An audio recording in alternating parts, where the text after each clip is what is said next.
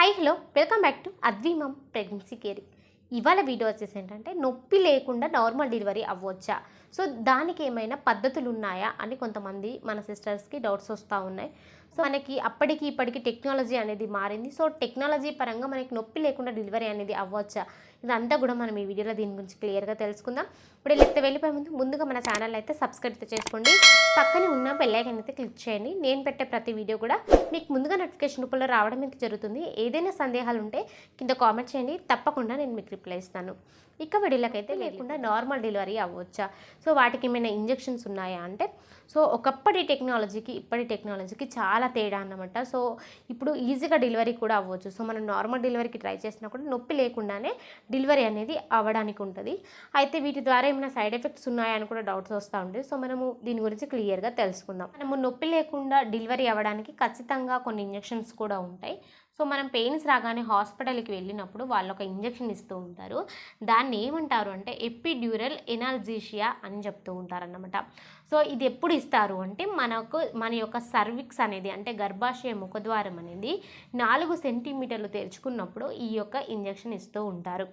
So ఇది ఇవ్వడం వల్ల వచ్చే ఇబ్బంది ఏంటంటే, మనకి ఇది పెయిన్స్ కొంచెం తెలియనప్పుడు ఏం జరుగుతుందంటే మనకి బేబీని పుష్ చేసే విధానం అనేది మర్చిపోతాం.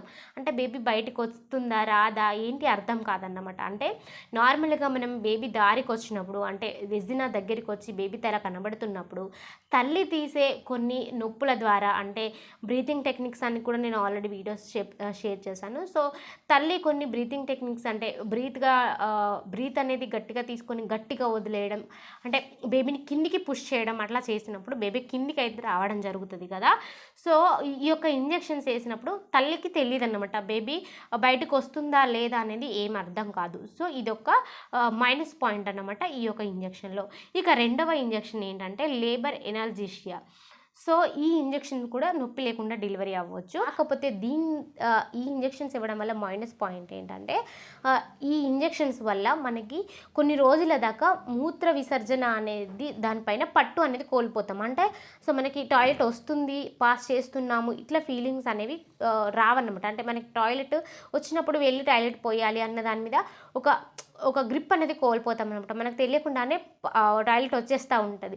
సో అందుకనే ఈ ఇంజెక్షన్స్ ఇచ్చినప్పుడు నార్మల్ డెలివరీ అయినా కూడా మనకి పైప్ పెడుతూ ఉంటారన్నమాట. సో కాబట్టి ఈ ఇంజెక్షన్స్ ఇవ్వడం వల్ల ఇవి 2 మైనస్ పాయింట్లే తప్ప ఇంకా వేరే ఏమీ ఉండవు. ఈ ఇంజెక్షన్స్ వల్ల నొప్పి లేకుండా డెలివరీ అనేది అవ్వచ్చు అన్నమాట. సో ఇంకా మీరు నార్మల్ డెలివరీ గురించి ఒకవేళ తెలుసుకోవాలన్నా కింద కామెంట్ చేయండి. సో మనకి నొప్పి లేకుండా డెలివరీ అవ్వాలి అంటే బ్రీతింగ్ టెక్నిక్స్, సో మనం ఎక్సర్సైజ్ కానీ లేదంటే హెల్తీ ఫుడ్, ప్రశాంతంగా ఉండడం, ఇవన్నీ ఫాలో అయినా కూడా మనమే నొప్పి లేకుండా డెలివరీ అనేది అవ్వచ్చు. ఇంకా ఏమైనా సందేహాలు ఉంటే మీరు కింద కామెంట్ చేయండి, తప్పకుండా నేను మీకు రిప్లై ఇస్తాను. Thank you so much.